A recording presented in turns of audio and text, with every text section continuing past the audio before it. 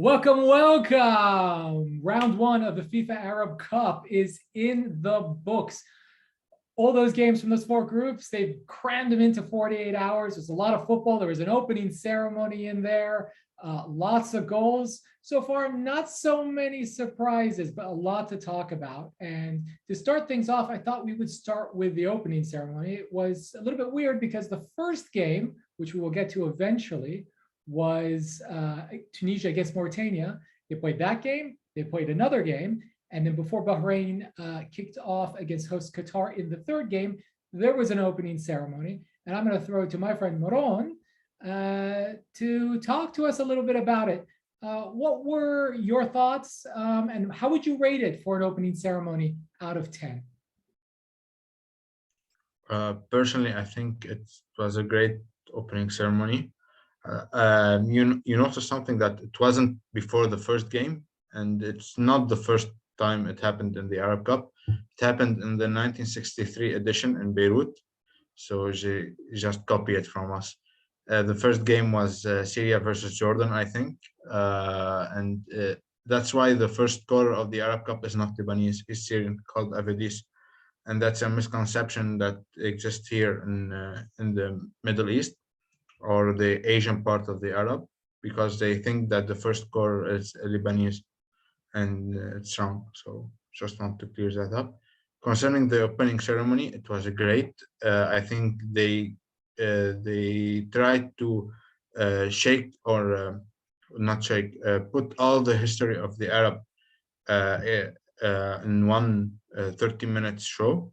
And it was great. They used Jihad, they used many great actors or movie scenes, even the choreography and all the scenes they used on the floor pitch. They were spot on and great, even the music. Personally, because I'm attached to Fairouz, I loved it so much, and I loved it more because they used the Fairouz to press a message in solidarity with Palestine that we don't see that a lot in competitions, in international conventions, but here I love that from Qatar a lot. So, and I loved more that they used Fairouz for that. I think the Fairouz hologram was great. I liked the subtlety of the message, shall we say, especially with Infantino, who took a really weird Trumpian political stance when he attended the Center for Peace Through Strength, which is something Trump's Secretary of State opened in occupied East Jerusalem on the gravesite, ancient graveyard that dates back 10 centuries, that had been knocked down to build this museum that houses this Peace Through Strength conference. And he was there with all of, not even the political class of today, the political class of yesteryear. And he totally thought that was fine. And he was talking about crazy ideas and completely shelving Palestine on the side. So I think it was quite nice. The Fairouz hologram was great. And, I think we'll have a bit of a debate who won the opening ceremony, but I think the final would definitely be between Lebanon, represented by the Fairouz hologram, and Palestine, and the crowd's reaction to when they did that very nice montage of all 23 Arab national anthems. And to hear the biggest roar for Fidai is something that still gives me chills, and something I was very happy to see. And maybe we'll not talk so much about how Palestine did in their first game, and just wait till they get to that game against Saudi Arabia, because for sure it'll be better. Me personally, I didn't really watch the entire opening ceremony. I did see the Fairouz hologram. I did see the national anthem sort of montage where they took a couplet from each national anthem and they just linked them together. But you could just tell, just from glimpsing at it, you could tell that the entertainment value was, they had spent a lot of money on this, and they did a really great job. And I was just sort of thinking in my head when I saw it, like, they should have saved this for the World Cup. I wonder what's in store now for the opening ceremony at the World Cup, because it seems like they really like Maroon was saying, okay, it's like a great history lesson, and you retrace the history of the Arab peoples and all that.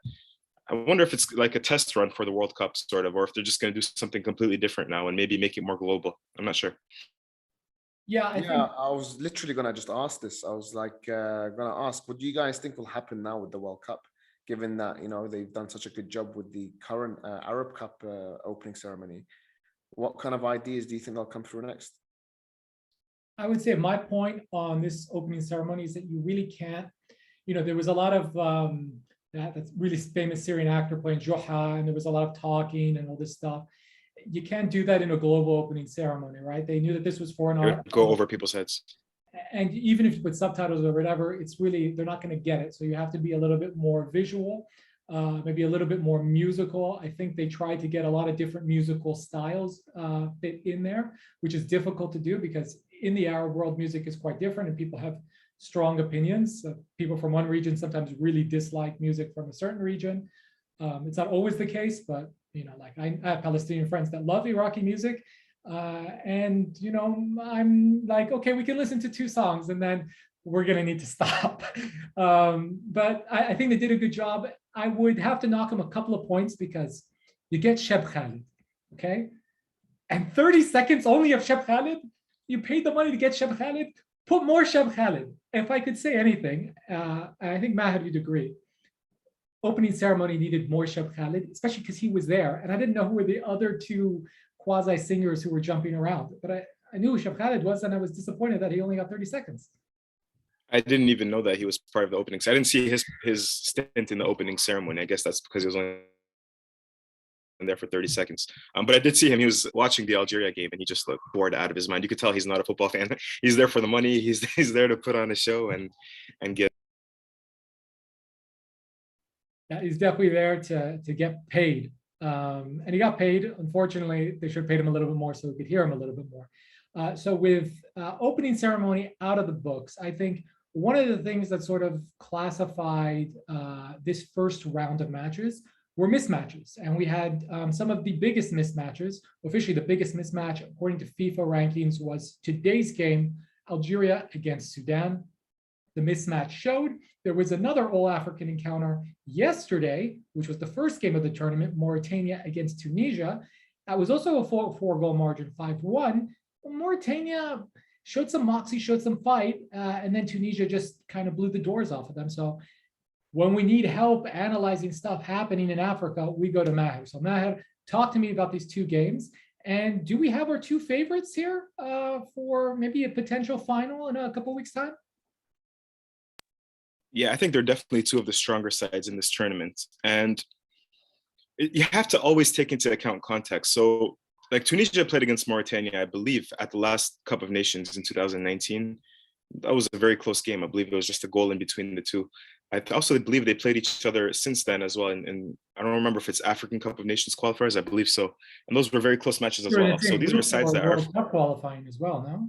Yeah, it might be World Cup. I'm not 100% sure, but I remember those being also tight games as well. So I was a little bit surprised that it was a 5-1 result, but Mauritania, some of their extra quality does come from abroad.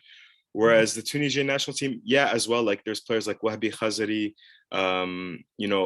but they did manage to, I think, like 80% of the A team is playing for Tunisia in this Qatar FIFA Arab Cup. Whereas that's not really the case for Algeria. So I think like for me, the 4-0 that Algeria beat Sudan is much worse for Sudan than the 5-1 that Tunisia beat Mauritania. Because Sudan, again, most of their players will be, playing in Arab leagues, probably mostly in the Sudanese league. For Algeria, that could have seriously been a seaside. There were 2 starters that usually play for the Algerian national team. But like some of the players that were coming on, like in the second half, Zinedine Boutman, for example, who replaced the Baghdad Bounedjah, who had a brace on the day. That guy, like, if you ask the coach of the senior national team, Jamal Belmadi, where he ranks, he might not be in his top 60, 70 players. So like in a sense, like and I think that's going to show later on when you ask me, are these 2 sides like maybe favorites in this competition? I think when they're going to have to face off against one another, and you have, players like Ferjani Sassi, and you have players like our guy Saifuddin Jaziri, who's on his way to maybe becoming a top scorer of this tournament. More experienced players, I think, on the Tunisian national team. I think that might make a little bit more of a difference. But we'll see. We'll see. Hassanan, you have a point to make, so let me get you in here. Yeah, it's basically what we discussed in the last podcast, which is the point I made, that eventually the quality will shine through. Like we talked about predictions and talking about upsets, but I couldn't see any upsets happening in the first rounds. And the first few games have kind of demonstrated that it's very unlikely we're going to see these upsets, because the quality and the disparity in terms of tactical, technical, physical advantages these North African sides have over these Arab teams. It's over the rest of the Gulf teams, for example, Sudan, Mauritania. It's a massive like a gap and a gulf between the two teams, and it was very, very evident right from the first game. Can I just say really quickly though? I mean, the North African sides, I would say, I think it's fair to say they've probably been the most impressive sides, especially Tunisia, Morocco, and Algeria. Look at the sides they've beaten, though. I mean, with all due respect, Sudan, Mauritania, and who's the other team? Oh, sorry, Palestine. No, but I'm saying they're not like the heavyweights of the West Asian. You know, like they're not beating Qatar. Palestine team, a very weakened Palestine team. Yeah. So like they're not really beating, you know, the Qatar, the Saudi Arabia, to say like North African teams are so much farther ahead than the West Asian teams. I think that's probably true. But I think we need to also like take into account that they beat like 2 African sides and then a weakened Palestine team. Yeah, I mean, let's make one final point here on these 2 mismatched encounters. Lebanon was a bit of a mismatch rankings wise. It was a little bit narrower. I think that's the 5th largest gap between sides, if I'm not mistaken. So Marwan, without getting into the Lebanon game too much, you must have seen that result and the way Sudan played, which was really shambolic in the first half. I mean, they just gifted Algeria goals. And you must be thinking, okay, there isn't, maybe it's difficult to get out of this group, but maybe we can at least leave with a win and some good memories. Are you feeling confident that at the very least, when you come up against Sudan, which you are ranked higher than them, that you can get a result to take home to Beirut? Yeah, on paper, I think we're better than Sudan.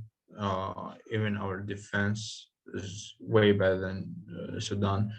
I was really shocked with the way that Sudan defended against Algeria. And it's not just that Algeria is superior, but in a way, there wasn't any good positioning on the field. There wasn't a really good formation in the back. They're just all over the place, and it sucks. If you compare them to what Lebanon did versus Egypt, yes, Egypt was superior. Yes, Egypt was dominating, but you can see a shape in the defense of Lebanon. So, and even our individual qualities are superior to Sudan. So, I think that in the end, it will be first whoever wins between Algeria and Egypt, and then Lebanon, and then Sudan. 9-6-3-0 or 7-7-6-3-0, something like that. All right. There's one thing I just wanted to say, one final point. And I completely agree. I mean, if you look at the goal that Al-Arabi Hilal Sudani scored, I mean, the defender tried to clear it, just completely whiffed the ball. Goalkeeper is out of position, but I think that might be due to the fact that Sudan are playing with a new head coach, Hubert Veloud, who has a lot of experience around the continent in Africa. He's supposed to be a decent coach. He's had okay results, especially at club level. But the fact that he's a new coach, in Mauritania also, they have a new coach in Didier Gomez.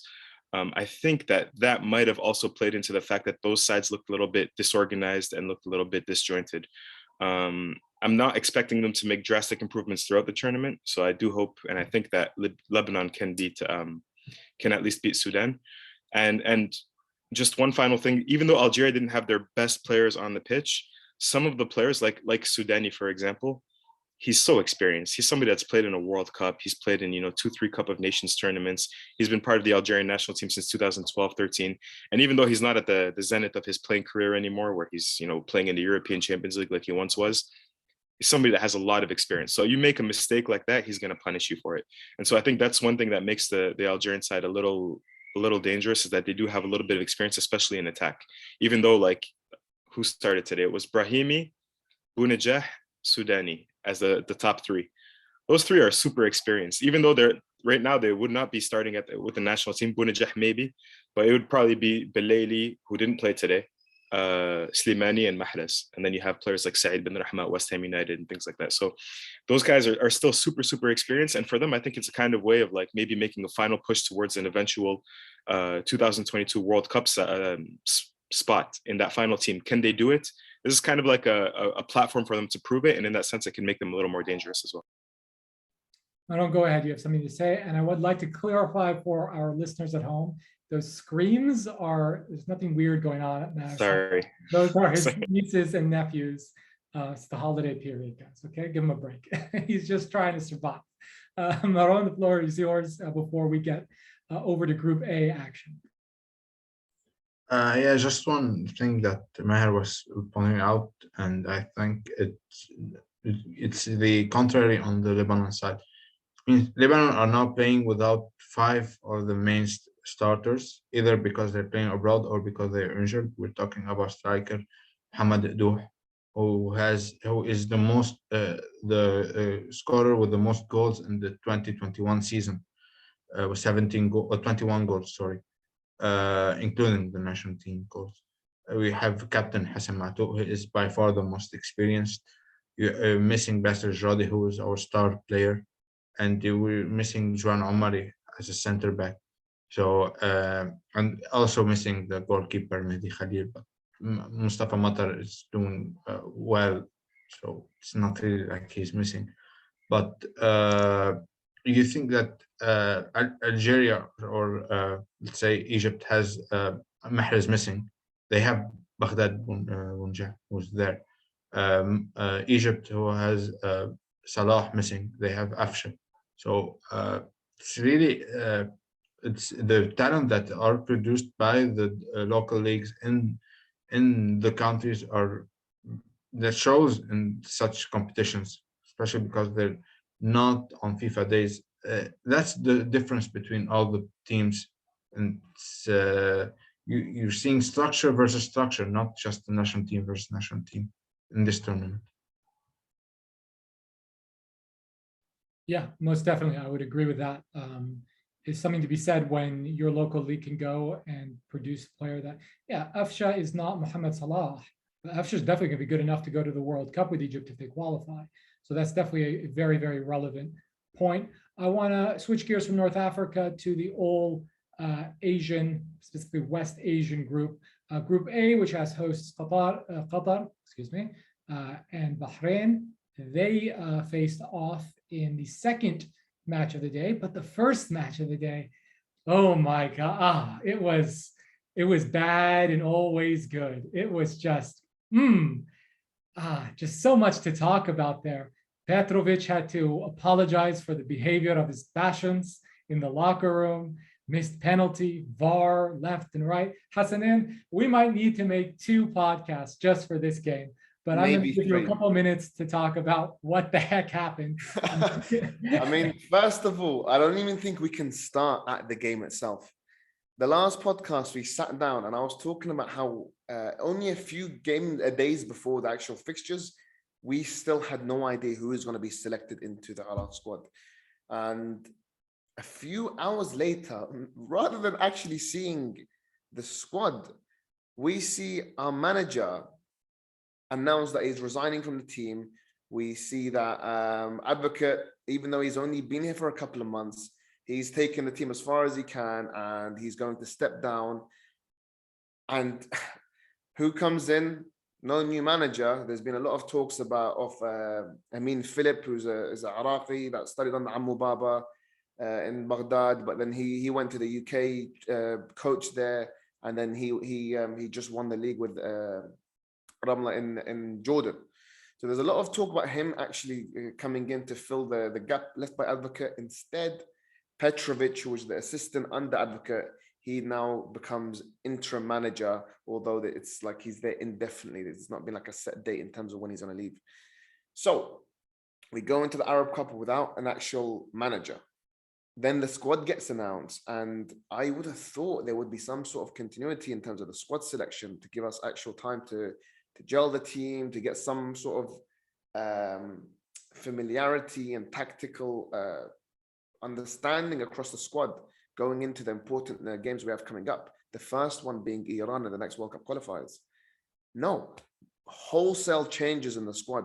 Ali Adnan dropped. Ala Abdul Zahra dropped. Ahmed Ibrahim dropped. These are big players, big names. But we're talking like Ala Abdul Zahra was the former manager, former captain of the team. 125 odd appearances, gone. Ahmed Ibrahim, rock in our defense, gone like that. Ali Adnan, don't even need to go into Ali Adnan. Everyone knows Ali Adnan. Again, he's out, and in come a whole bunch of new young talents. Players from the Olympic squad. There was Hassan Ra'ad who came in. He looked very good. He gave away a very silly penalty. We'll talk about that in a second. But you have Muntadhar coming in, Qurqiya coming in, and a few others. So, I mean, as a viewer, as a fan, I'm looking at this thinking, all right, I had the expectations thinking we can get through to the next round, but it's going to be very challenging given the state of this current squad. We have a lot of players who've never played for the Iraqi first team. And this was something that was very evident in the second half. So the game starts off, Iraq. But just to clarify, before you go into the entire story of the game, the result was 1-1. Now, there's a lot that happened until we got to 1-1. But the result was 1-1, so it's all to play for. Qatar got the win against Bahrain, so technically speaking, you're tied for second.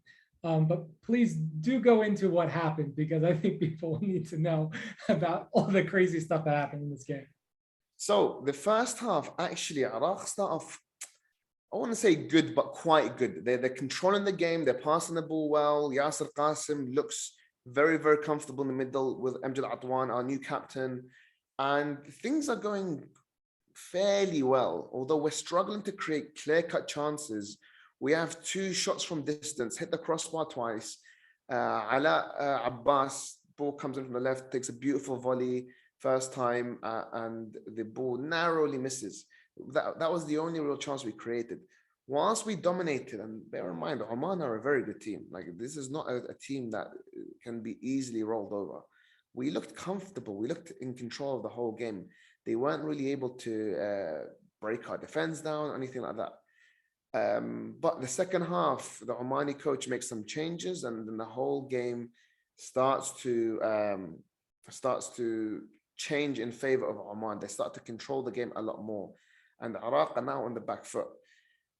Now, after 60 minutes or so, the Iraqi players start to look very tired. Our new defender, Manar, comes off injured with cramps, which is unheard of if you think about like the intensity that we have, like in players playing in the Premier League and Champions League. These players will play 90 minutes at the highest level. In the Iraqi league, I find it amazing that Iraqis love to pretend our league is very good, but 60 minutes and you're getting cramp, it's unforgivable. And Petrovic, he's not making any changes. He's waiting, hoping something's going to happen. But no, instead, the players start to get tired. Yasser Qasim, he looks a bit jaded as well. He's not played with Iraq for about 6 years.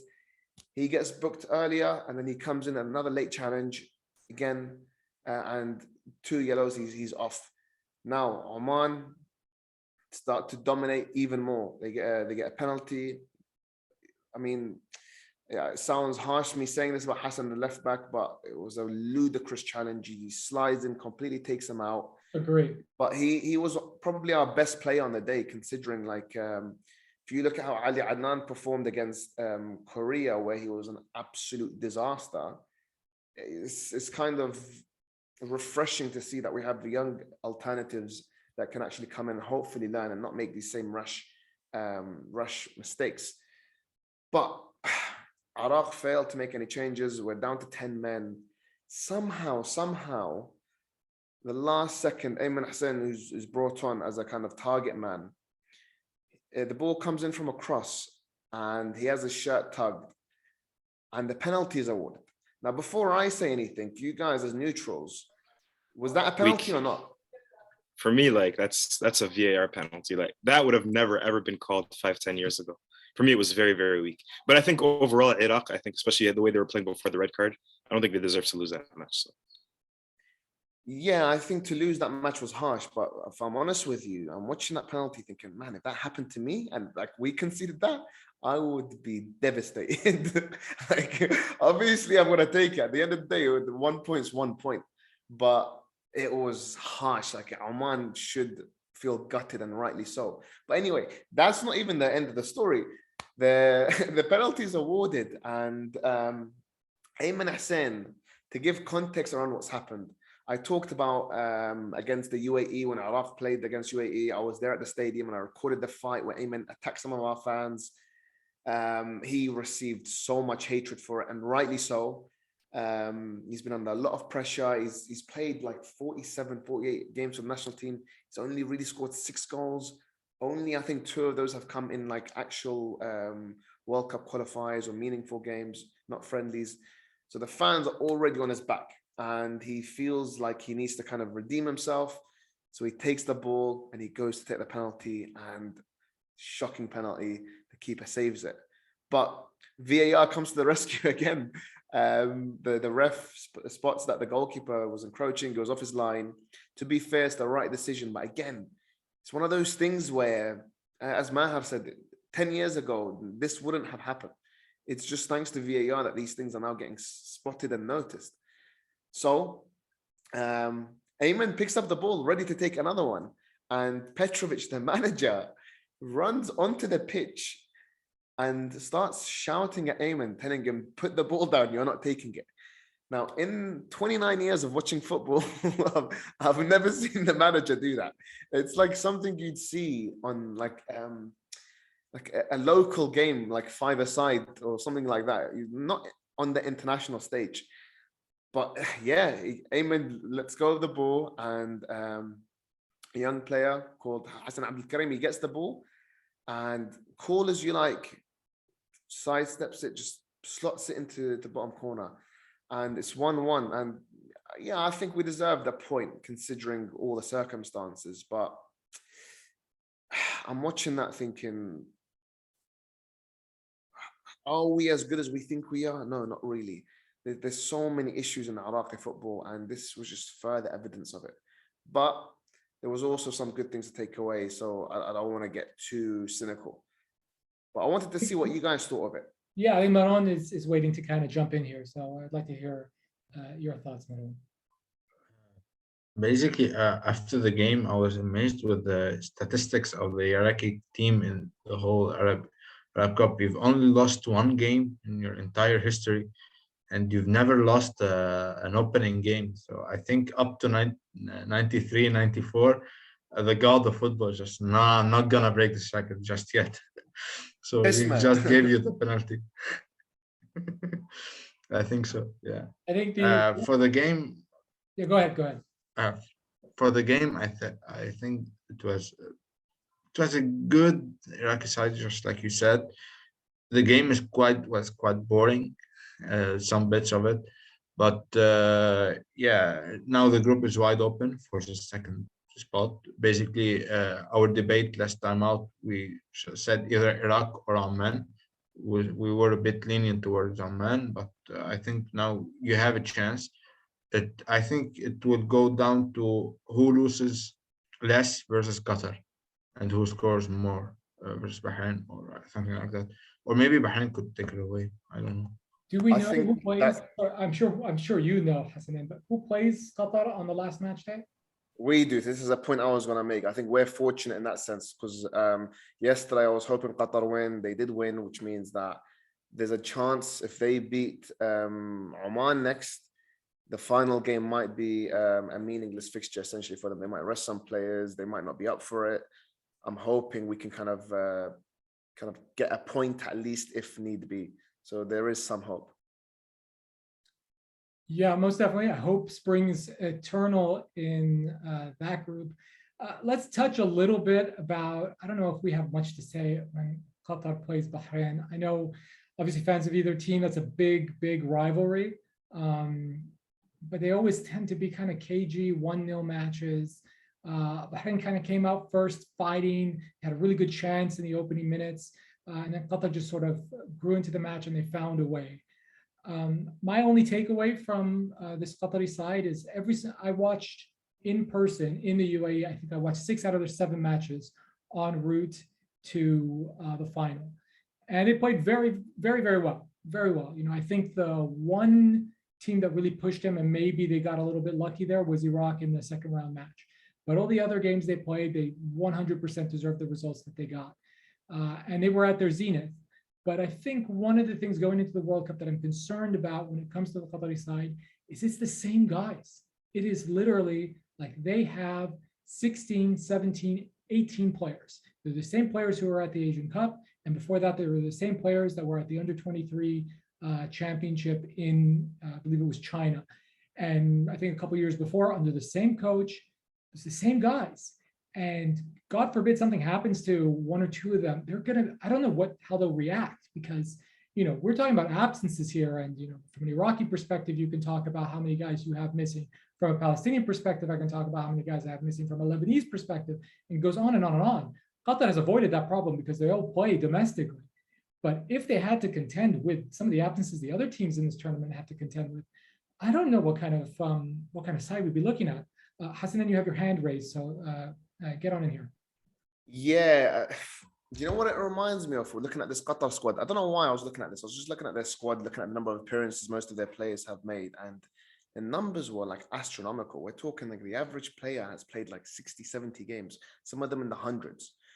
It reminded me of Iraq in 2007, where we won the Asian Cup, and we had this kind of this generation that just stayed there up until about 2011, 2012, without really changing until Zico came in.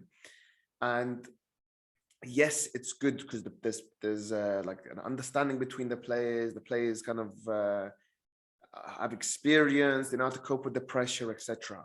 But if you're not bringing in new talents, if you're not bringing in different young players that bring in a new style of play, a new energy to the squad, etc., you kind of stay in this kind of rut of or at the same level. And sometimes even those players, their energy drops. They've won something and they can't really get the same motivation as they previously had. Now, I'm not saying this is going to happen to Qatar, but it made me wonder, with all these very, very experienced players, who's challenging for their positions? Who's making sure that they're going to be at the top of their game? Who's actually going to be competing with them? I'm looking at the squad thinking, where's the competition? Who's making sure these players are going to be at the top of their game? And I don't know. I was wondering what you guys think about this. Yeah, one of the things that struck me, just quickly, I just want to make a quick point before I get to Hassanane's point, how wasteful they were too. I think Al-Mu'az Ali especially missed like 4 or 5 chances. I thought he was really, really inefficient. And to your guys' point, maybe somebody that who can replace somebody like that? He has such a status in Qatar, you know. But maybe they do need like a younger forward that can come in and you know, push him a little bit, and you just hope that they aren't complacent. But I kind of feel like this generation that you guys are talking about, and yeah, they've been together for some of them 10 years now, you know, at least 5, 6, 7 years, without really there being a big shakeup in the group. And I think they've been drilled in their heads, like they have the 2022 as like, you know, that's the end target. And they know like, I think that's going to be for them, that's going to be really we use the Zenith for the 3rd time now in this podcast, but it's really going to be the top. Like they need to get there. And I wonder, I don't want to project too far forward, but what's going to happen after that? I'm sure there's going to be a drop off after that, because for them and for the country, like they've been building towards this. And I don't think they're going to let complacency settle in before the World Cup. I think because that's probably been drilled in for the better part of a decade now. But once they get there, what happens next? What happens after?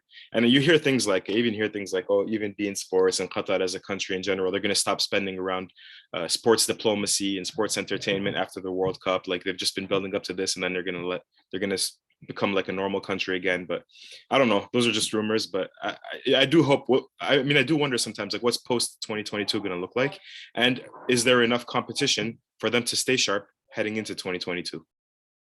So this is something I wanted to ask, because I mentioned this in the last podcast, saying how sharp are these players going to look, given that they've not played competitive games for a long, long time? How good did they look, in your opinions? Yeah, I'm going to interject here because we actually 3 out of the 4 of us were on the stream earlier this week on Al Jazeera. And somebody who spent most of his adult life in Ireland, I really was happy that you said Qatar has spent time playing against top European sides like Portugal and Ireland. And I think you meant to say Portugal and Serbia. But, you know, I saw that Ireland Qatar game, and Ireland are in a bit of a transition.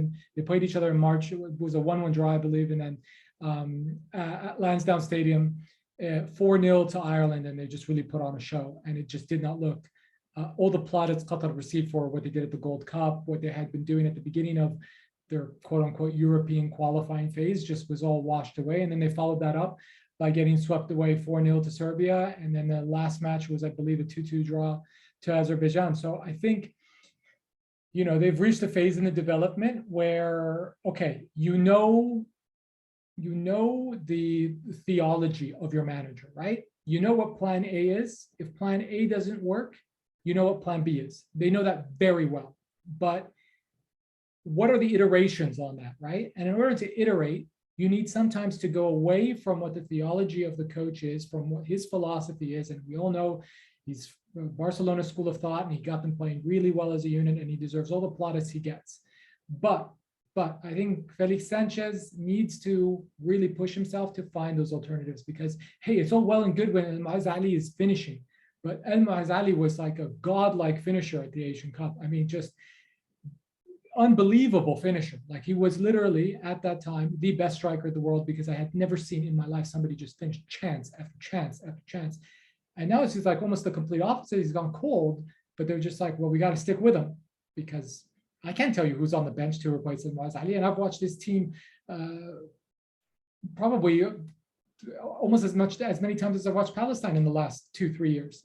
I know them very well. I can't tell you, oh yeah, if Maazali doesn't work, who do they go to?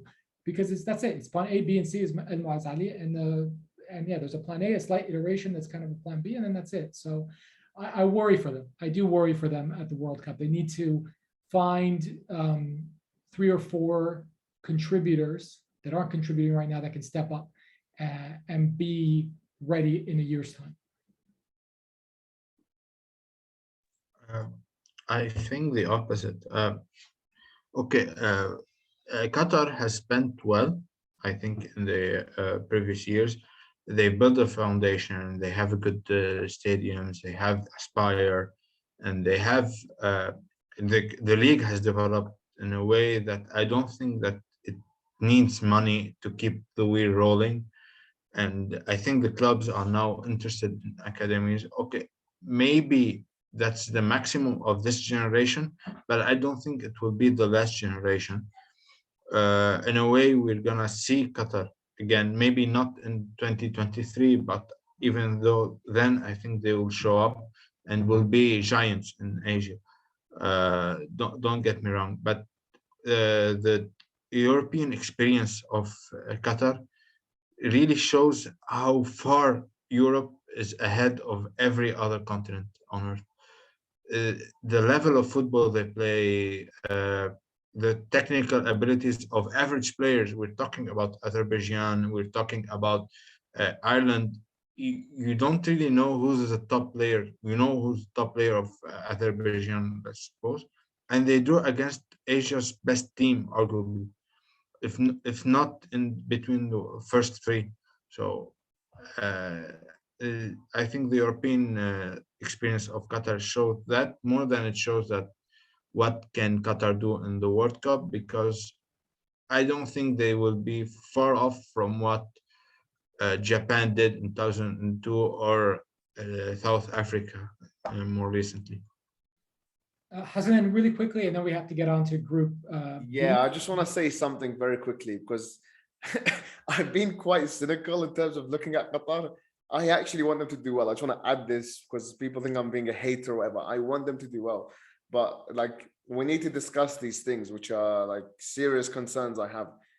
If Qatar do well in the coming World Cup, I think it's a very great reflection on all of us as Arabs and we want to see them do well. But I think these questions being asked, these are valid points that we need to discuss.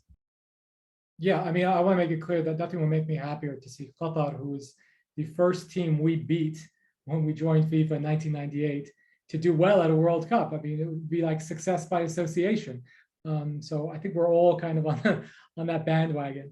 That takes us to the match in Group B we didn't talk about, which is also, I think maybe we can think of it of UAE won the battle. Syria maybe is looking to win the war. And I don't know if any of you caught this match, but it's the first match for Valerio Tsiza, second stint with Syria. And he, I think, is trying to change things. And UAE, they're going for broke. It's their first team. Nobody's missing. It's the same faces. Syria is without Omar Ribin, is without Soma, and a bunch of other guys that are based in Europe. What do we think is going to happen in this group, first of all? Do we think UAE uses this as a platform to get out of the group? Or do we think maybe Mauritania is better than Syria and UAE, and they're going to show that in the next games? So I'm gonna go first. Avoid the game. I think Syria deserve more than just a 2-1 loss. But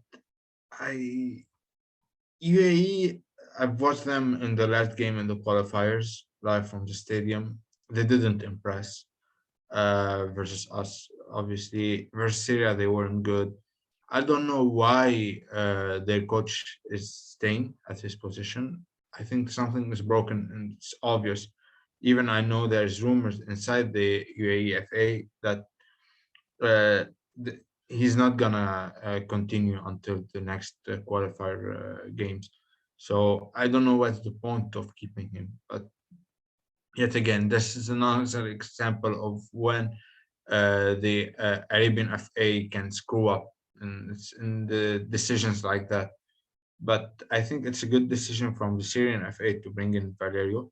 He's good. We've seen the change of how the Syria team play and evolve on the pitch, and I'm not sure. I'm positive that they can beat Mauritania. I'm not sure, but I'm positive. I don't see Mauritania being a very good adversary. Maybe Meher can tell us his insight.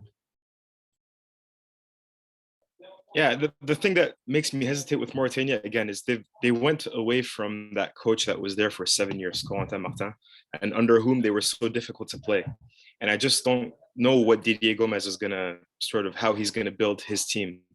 Are they gonna stick to those principles that they played with for the last 3-4 years, where they were again low block, really hard to break down, good in set pieces? For me, they seemed a little bit disorganized against Tunisia. Tunisia, I thought, played well, but I thought Mauritania they didn't look like their usual self, and that really was their strength. So it's hard to really get a grip on, it's hard to really know what Mauritania is going to look like. I think probably the next match is going to tell us the most, but they do have that potential of really frustrating teams, sitting back and then being good on set pieces. So I wouldn't take them lightly at all. Yeah, I think one of the things that I was a little bit disappointed in the goals that Syria gave up is I saw what they were doing. And many times when they were out of possession, you sort of saw this line of 5. And you're like, okay, well, that makes sense, right? Because they've been helter-skelter all over the place in World Cup qualifying. Like the Lebanon game was a really good example of a game that they had all the attacking opportunity to win, and then they just kept shooting themselves in the foot over and over again with really silly defensive mistakes, even like mistakes that sometimes Lebanon didn't take advantage of, right? And I think Valerio's sort of come in there and said, let me get this team back to basics, because we have the more important mission, which is to try and get to that playoff spot. They need to work on that because they were way too flat. Like both of UAE's goals were just too flat and way too close to goal. And that just invites the guy to ghost into space, and that's how they score. That's how UAE scored their 2 goals. When they sort of came out of that, when they took that punch and then they got the goal back and then almost came back in the game, was when they opened up a little bit. So I think there is a potential there for Syria, not in this tournament, but maybe going forward. And then I guess the question mark is this fascinating African-Asian matchup. These teams don't meet each other very often. It's complete contrast in styles. And I think, UAE or Syria, when they meet Mauritania, they could get sucker punched. I'll speak from experience. We played a Comoros side. And yeah, in the end, it was an easy victory for us. But dear God, did we suffer in the first 30 minutes. I mean, physical side, fast side. We didn't really know how to handle that at first. They got an early goal. I think it was 5 minutes into the game. And then, a VAR decision came to our rescue because the playoffs were in Qatar and they had the VAR technology and they took off a penalty from them.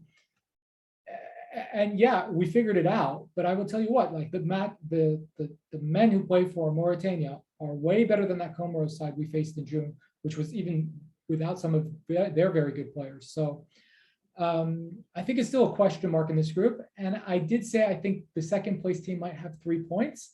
And if I'm not mistaken, that could still be a qualifying scenario for the potential second place team in Group B. And I'm wondering if anyone has anything else to say on Group B. Otherwise, we will move to Group D, where the match between Jordan and Saudi Arabia has just ended.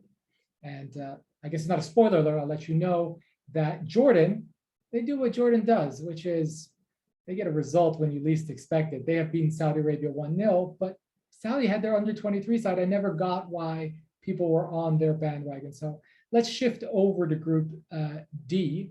And I believe I will be tasked to talk a little bit about the teams here. But I really want Maher to tell us how good Morocco are. I mean, this is a really good Morocco side, right?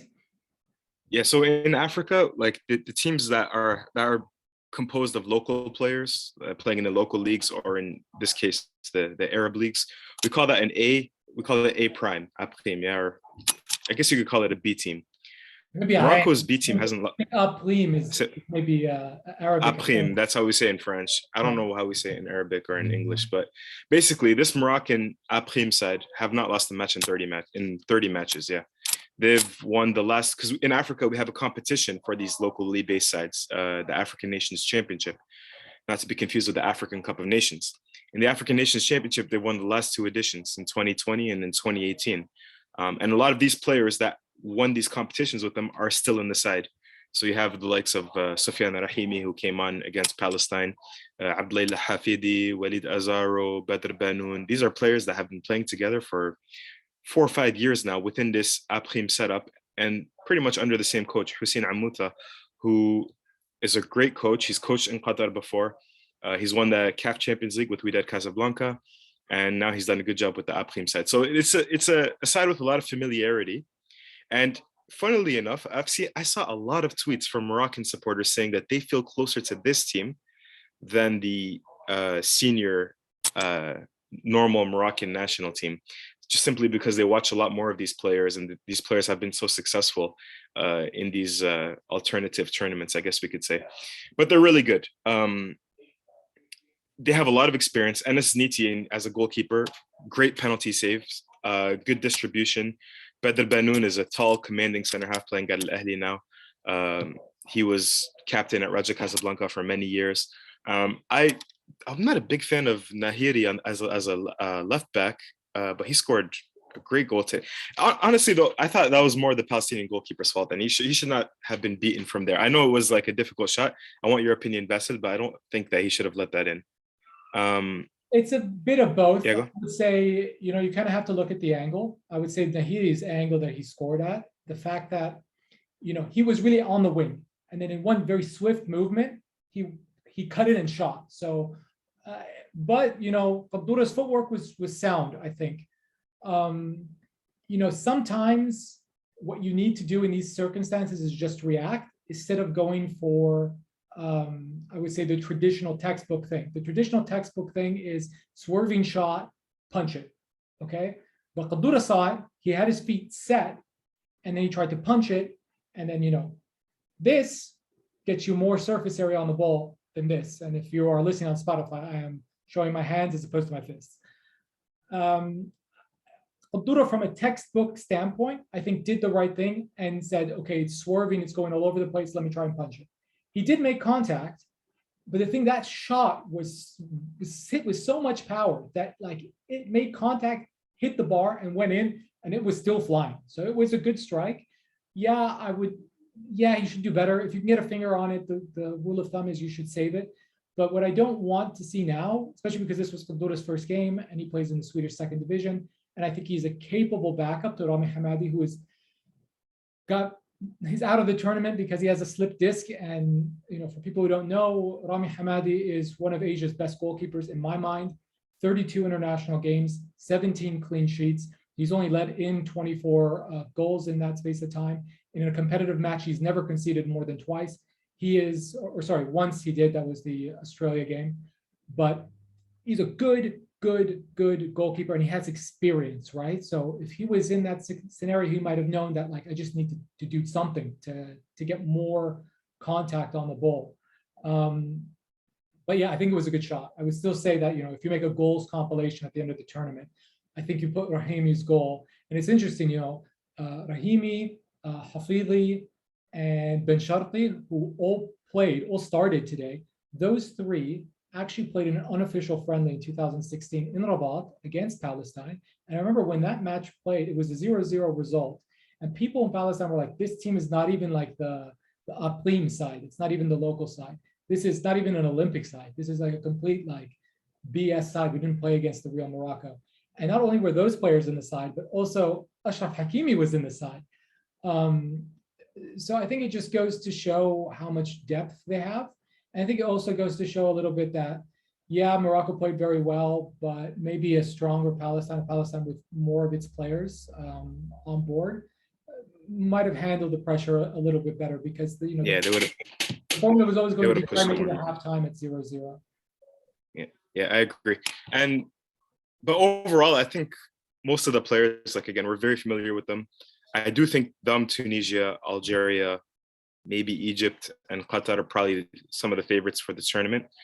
I was really impressed with the right back, Shibbi, who I hadn't actually watched too much of, but his cross into Hafidi for the goal was, that was just perfectly timed. I think if you're defending that as Palestine, yeah, you got to have an eye over, your back shoulder, see who's making in the run behind you. But it was so perfectly timed that it was very, very tough to defend. It was perfectly placed, great side foot finish. So I think, yeah, a player like Hafidi, 31 years old, I think now, he's been playing at Raja Casablanca forever, so wily, so smart, so difficult to defend, because he's just like sneaking into these spaces, and he has good end product as well. So yeah, I just think, I don't know how good Morocco are.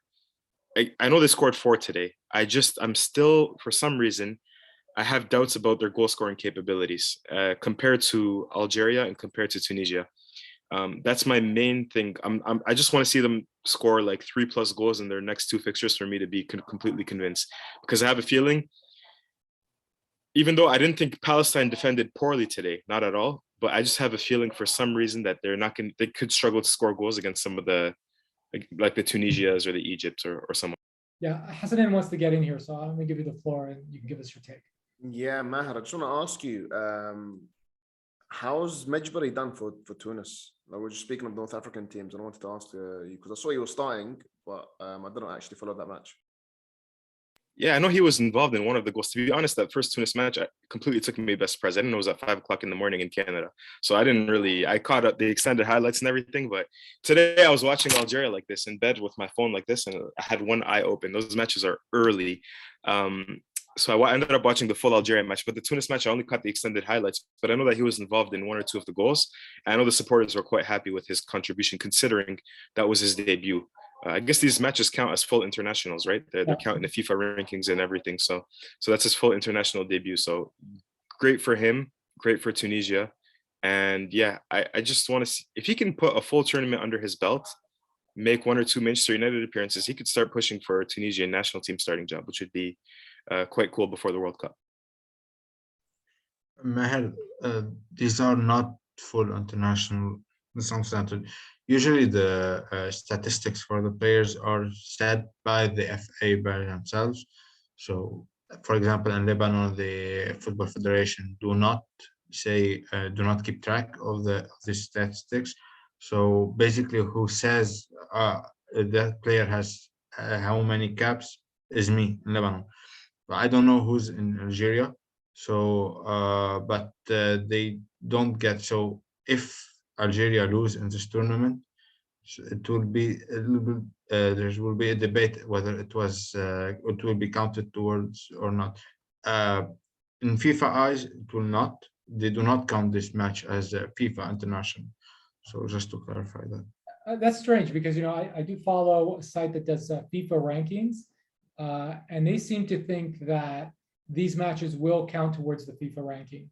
That's football rank. They will not ranks.info. just because, sorry, they will not rank just because of the African pot for the World Cup qualifiers.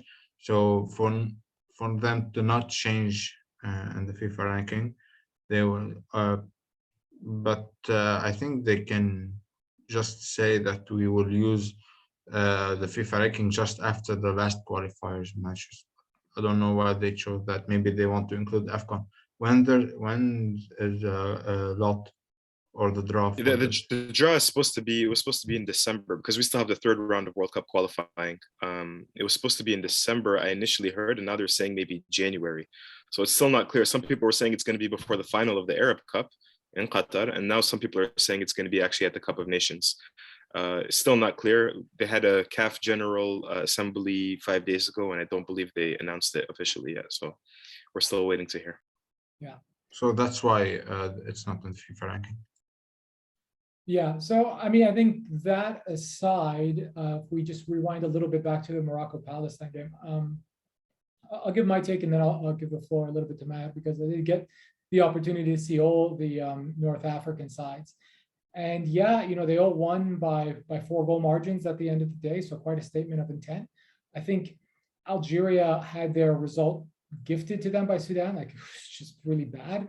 And I felt a little bit guilty in our last podcast because we didn't give Sudan much of coverage. We sort of laughed them off that they had no chance. And I never want to do that to somebody's national team.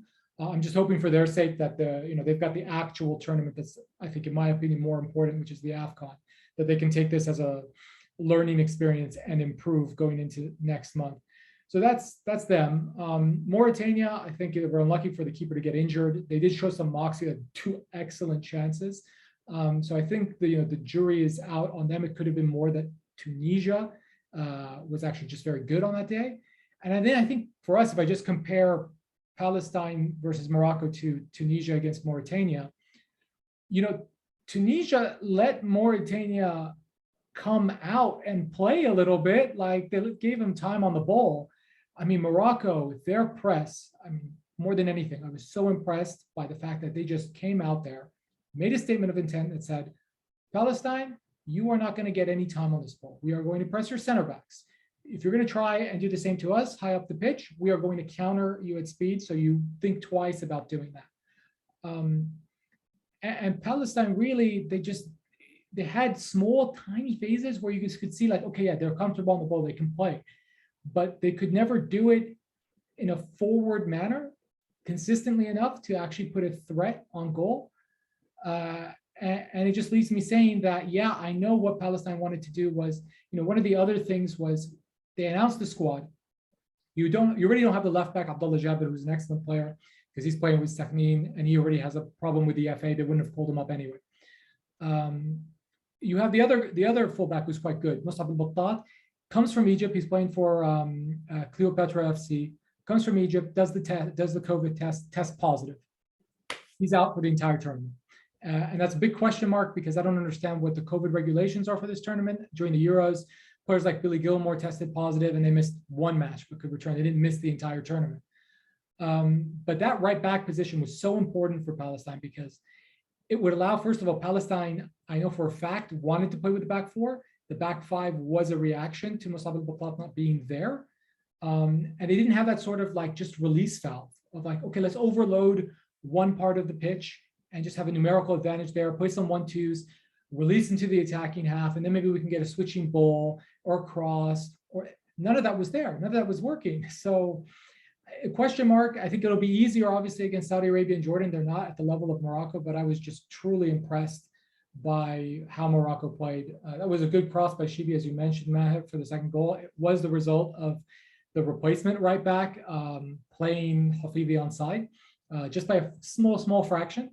And then, they lost their heads at the end. Like Bedr Benoun got the fourth goal, and the backup left back, who had an okay game, decided, oh yeah, Sofiane Haimi's here. Let me just push him. So they definitely lost their head. And so they have 2 days to recoup and recover. And it's going to be a tall order. But from my perspective, I think a lot of today was just Morocco being truly, truly excellent. And that's just my opinion. I don't know if you agree with that. They had to earn their goals against, in contrast to Sudan, especially. Morocco really had to earn their goals. I thought Palestine looked organized, at least in defense. I mean, again, you can only do so much about that perfect cross from Shibi to Hafidi or the Nahiri shot. I guess you're not going to close somebody out, 40 or 30, 35 meters away from goal. So yeah, I think Palestine looked okay, honestly, compared to Sudan. I think the 4-0 was a little bit harsh, even though Morocco were really, really good. They just had to earn it. That's my point, as opposed to it being given to them. Yeah, and just another juxtaposition, maybe I can get Maron here, but I was watching a little bit of the Egypt-Lebanon game, and although it was 0-0 at halftime, when they interviewed Hashik, the interviewer said, oh, good first half, not so good second half. And he said, I completely disagree with you. We were horrible in the first half. We defended poorly. They had a bunch of chances. We were lucky they didn't score. We were better in the second half, but then they got the penalty. And I think that just goes to show that sometimes when you play, and Lebanon did the same thing, right? Five-man back line.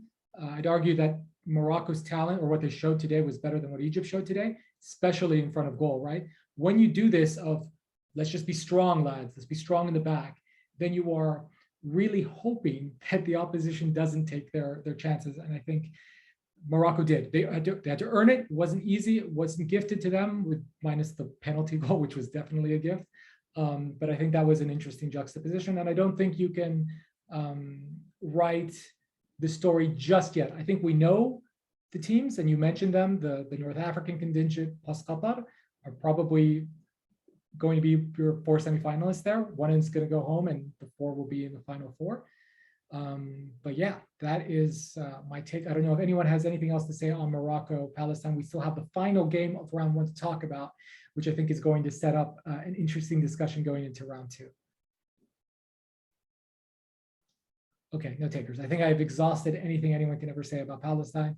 The last thing I will say about Palestine is, listen, if you have your starting goalkeeper, your starting right back, your starting left back, your top 3 forwards, which are Adey Debak, Salah Shadim, Mahmoud Wadi, who all scored on the weekend, by the way, plus the former Croatia under-21 international Mohamed Al, who also scored on the weekend, not in the side, it's going to be tough for any team to get a result, let alone poor, humble Palestine. But like I said, I look forward to the final of the opening ceremony, which will be Fairouz versus Palestine.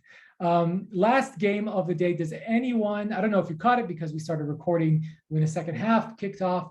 Jordan has upset Saudi Arabia 1-0. They got their goal when they were reduced to 10 men, and then Saudi Arabia said, hey, we'd like a red card too. It was a very feisty match. Anybody with some takes on this game?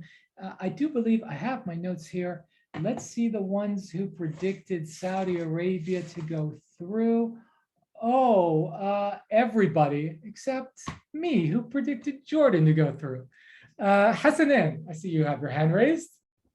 I didn't watch the full game because I was watching the Iraq versus Lebanon under 18s for the West Asian Cup, but I did catch glimpses of it, and it seems like it was a comfortable Jordanian win. It's not like it was marginal. They had a goal that was ruled out offside very, very harshly, and then they managed to actually score again and get another goal to take the lead, and they held on to it. So, to be like, in fairness to them, it seems like they've deserved this victory. So fair play. Yeah, 39% possession, but I think that is a what is it? Usually they say that's a feature, not a product. In Jordan's case, that is the product, not the feature. Adnan Hamed, he knows what he's doing, right? This is what he does. He doesn't care about keeping possession. He wants to hit you on the counter. That's like Iraq. I think interesting contrast in styles though, right? Because, I think from Saudi Arabia's standpoint, they are playing the way Hervé Renard likes to play, which is I want to keep the ball and I want to control this match through my possession. And I will just drip by drip, kind of like Chinese water torture, break you down and get the goals. And I think when sides are learning to play that way, they end up falling into the classic trap of, when people are like, oh, we could play like Barcelona, just keep the ball. Classic Barcelona, not Barcelona today. Sometimes you just end up being like, well, no one's actually making runs into the box. We're not getting shots. We're just keeping the ball in midfield. And I think these kids, and they are kids, this is the under 23 team, fell into the trap of, oh, we had 61% possession. But if you look at it, they didn't really get enough dangerous chances through all that possession.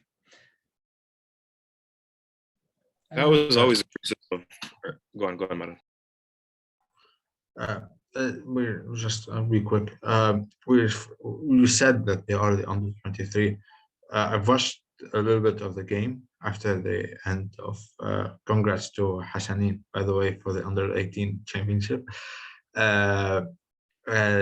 These are kids. Their decision making is not very good. They do mistakes. They don't capitalize on others' mistake. So playing against the senior will benefit them a lot. We're gonna see these names in the near 3-4 years into the future. Maybe not in 2023 Asian Cup, but we will see them very soon, and we will remember that they were the side that got knocked out. Maybe I'm just getting ahead of myself right now, but they got knocked out of the group stage of the Arab Cup. Look at them now. They're gonna be like today's national team of Saudi Arabia, dominating Asia, I think.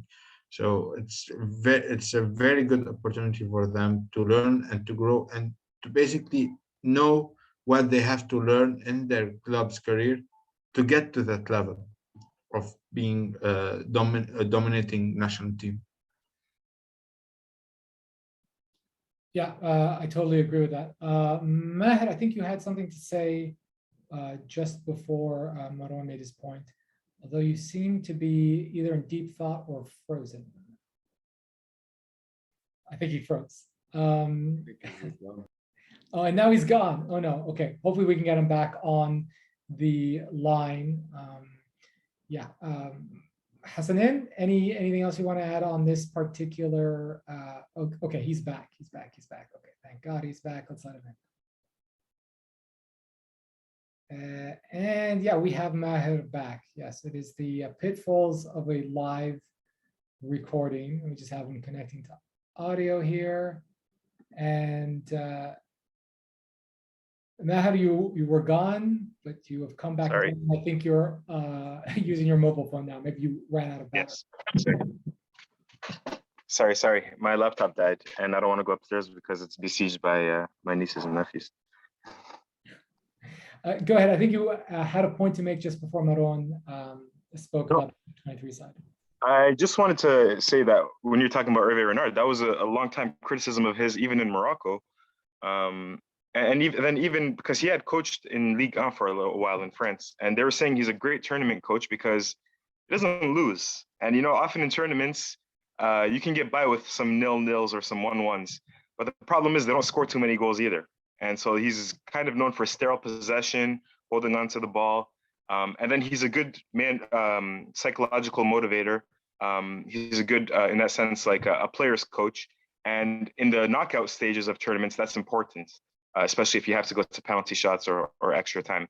But the problem is if you put him in a league where he has to, motivate people for 38 match days and score more goals, that's when, and draws are not as valuable as in major international tournaments, that can be a problem. So if this Saudi team really is taking after Hervé Renard, that could be an issue. Yeah, well, I mean, it served them well, I think, in World Cup qualifying.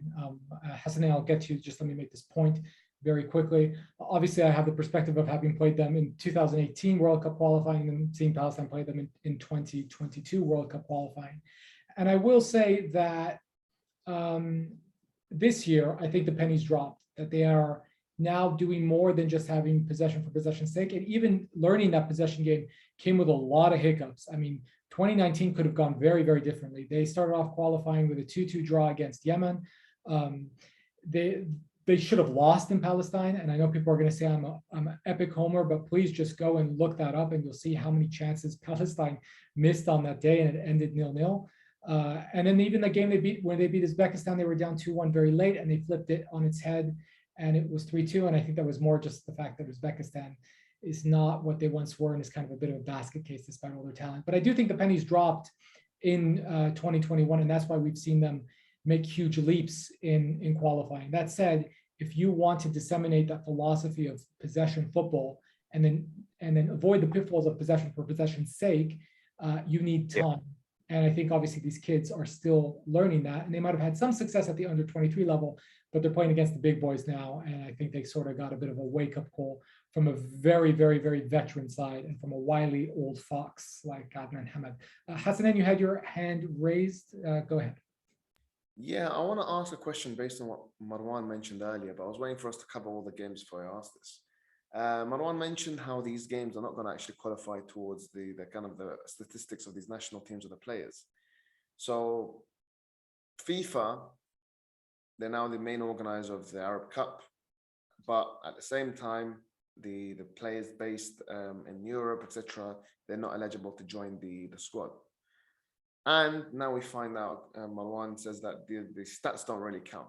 So I want to ask you guys then, what's the point of FIFA being here? What's the point of FIFA taking control of this if these perks don't come with it, right?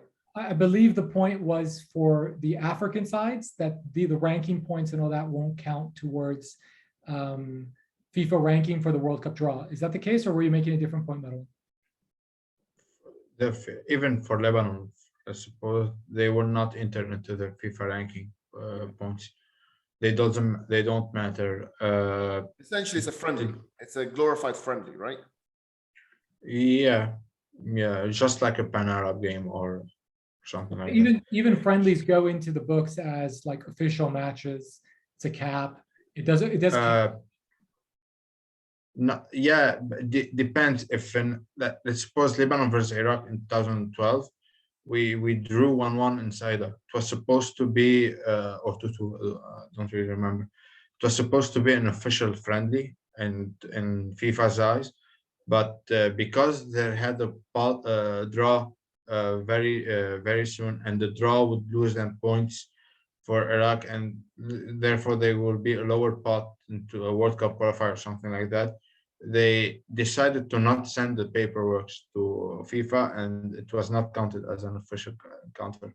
But me and Hassanane Mubarak count them as official matches. So because typical dodgy Arab behavior. Hassanane Mubarak is the one who makes statistics in Iraq, if nobody knows him. Exactly. So basically, the stats are meaningless. But what do we use from FIFA hosting the Arab Cup? I think it will be a good stepping stone, just like Isam Shawali has said in his commentary, that we need to ask more from FIFA to incorporate the Arab football in their association. That means in FIFA they don't use the Arabic as an official language, but they use like 8 other. So maybe we can ask them to start adopting the Arabic as an official language for them. Basically just that. And basically they wanted a tournament that they can test the World Cup stadiums before the World Cup, and they canceled the Continental Cup. So that's why I think FIFA has put their hands on this tournament. Yeah, I think from my perspective, look, I don't care if it goes into a FIFA ranking or whatnot. You know, it matters. It matters. Like it will matter if Palestine get out of their group. It will matter if they just win a game. It's bragging rights. We've never beaten Saudi Arabia. We've never beaten Jordan, and I would love, especially with Jordan, I'd love to get the bragging rights over them finally, right? So for me, it matters. I think if you follow a team from this region, listen, it's not sexy. yeah, they don't have the big stars, they don't play in the big clubs, but you can't deny the passion that is involved there. And I think everyone has a certain connection to their national team that really can't be replicated when you adopt a big team at a tournament, or even to a certain extent your club side, especially if your club side isn't from the country you're from. So I think it matters. And the point of FIFA is we finally got it organized. It's been 10 years. And before that, it was another 10 years. And there wasn't even like a Pan-Arab Games, which sometimes sort of substitutes it during that time period. So, and basically my fondest memories of watching Palestine have been either at the Arab Cup or the Pan-Arab Games. So I think that's, rankings and statistics aside, I think that part is important. And look, I think, FIFA is looking for money makers.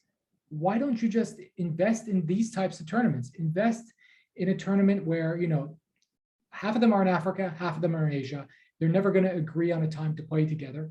Come in and promote that and try to make money from that. Similarly, do that in North America and South America. They played a Copa America between the two continents, and it was a fantastic tournament. It was better than the Euros. It was a 16-team tournament, and it was the exact same year at the exact same time when the Euros expanded to 24 teams, and I had more fun watching that Copa America Centenario. So I think FIFA should really look into doing more quote-unquote grassroots work, promote something like a Copa America Centenario on one side of the world, and the other side of the world, make the Arab Cup more of a thing and promote it. I think we've seen some really, really good football in this first round of matches, and I'm already looking forward to the second round of matches. And I'm saying this as somebody who just watched their country lose 4-0. So, if I can get excited about that, surely like the head honchos in FIFA get excited about that. And to Maron's point, I do agree that we need to step up also and demand that Arabic be an official language in FIFA. The official languages are English, French, German, and Spanish. And it's a joke. I mean, sorry, but who the hell speaks German on a global phase? Global phase? Nobody. French is only a global language because not because of France, but because of people that were colonized by France choosing to keep it. And so you're left with English and Spanish. And I think Arabic is sort of on the same plane as Spanish. They have a similar amount of speakers. And look at the power they now command economically. So I think if those people command the economic power actually had the Arab world's interest at heart, they would push things like having a FIFA Arab Cup every 4 years.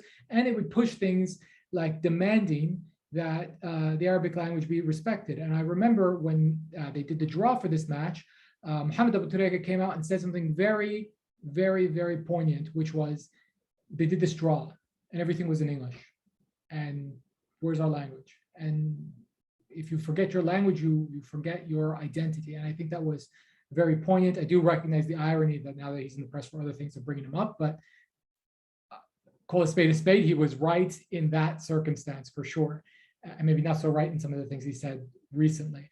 So I feel like I've spoken for a little bit too much, and I see Maron, you've raised your hand, and I'm sure Maher and Hassanane have a final say. Let's do one final say, final thoughts, what you're looking forward to in round 2 of the matches, and then we'll sign off and see you during the next rest day. And trust me, I'm gonna need some rest because it is 5:27 a.m. where I am. Maron, go ahead, the floor is yours. Just a quick note that FIFA usually do not endorse this kind of competitions because they think that competition based on a racial or religious religious communities are not to be endorsed or something like that, because this against their football for everyone policy or something like that. So they really went out of their way to endorse this tournament.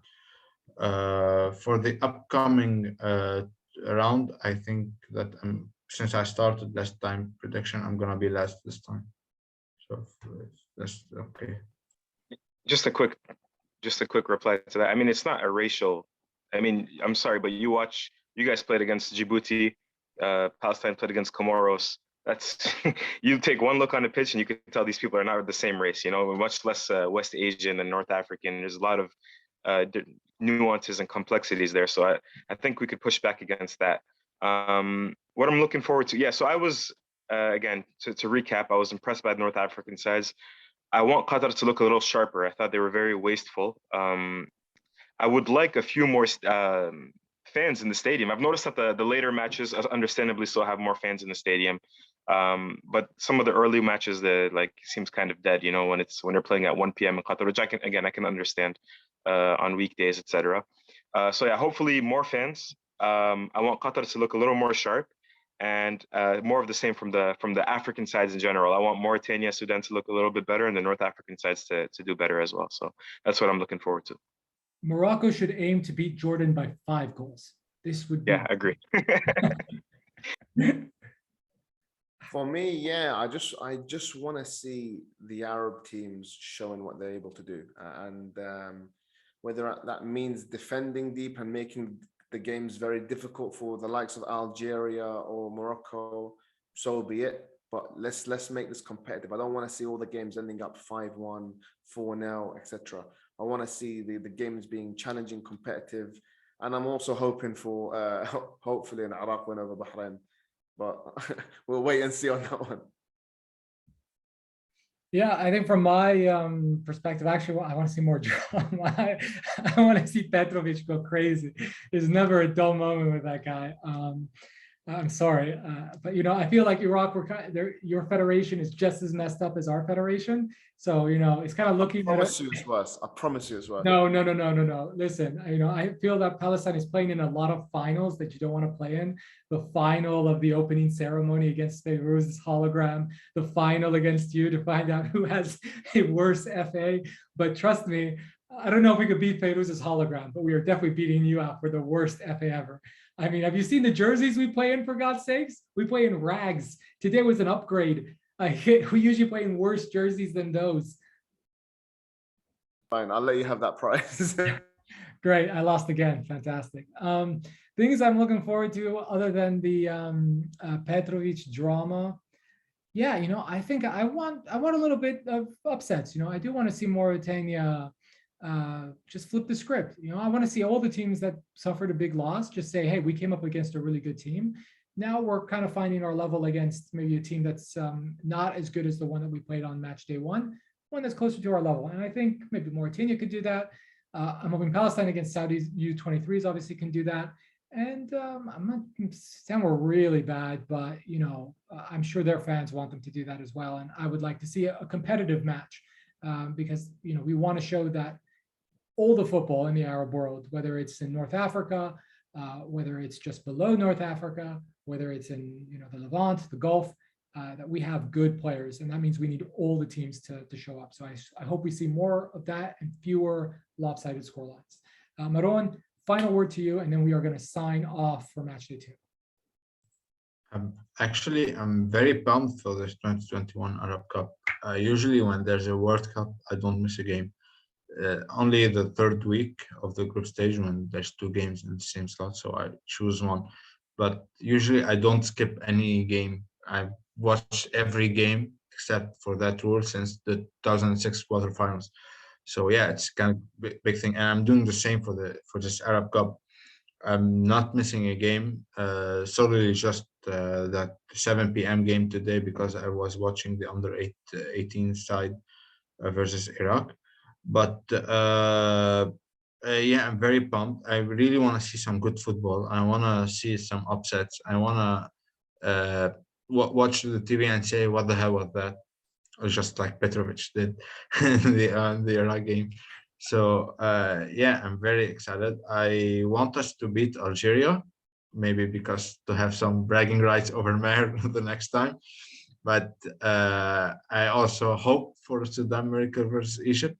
Maybe they can play over the bragging rights, over the borders or something like that. I don't know. So yeah, it's gonna be exciting. I'm really looking forward for match day 2. Okay, Hassan, final quick comment over to you. Very quickly, this is not going to apply to those listening by audio only, but this is for Bassil and Marouane. You guys want Petrovic drama? Look what he just put on Instagram right now. Just a picture of himself with the caption, "My first game as head coach of Iraq national team." Have you ever seen a manager do that on Instagram? Hey, listen, I mean, I think if you talk to Jose Mourinho, Pep Guardiola, and talk to them about tactics, they'll probably say, listen, I played this way because of the gram. I had to do it for the gram. So I don't blame him. I don't blame him. You know, it's a lifestyle choice. It's a lifestyle choice. Well, guys, listen, it's been very, very fun. I will see you during the next rest day. I'm off to get some well-needed rest and recuperation. Please go ahead and do the same. Everyone out there, thank you for listening. If you haven't subscribed, please do subscribe, comment. If you're doing it on YouTube, thumbs up, thumbs down too. I guess that's also engagement. You don't see the dislikes either. It's all works. Just if you like what you see, tell your friends about it, watch it, spread the word, and we will see you during the next rest day, or just before the next rest day, for a recap of match day 2, and looking forward to the final round of matches at the group stage. So until then, enjoy the football.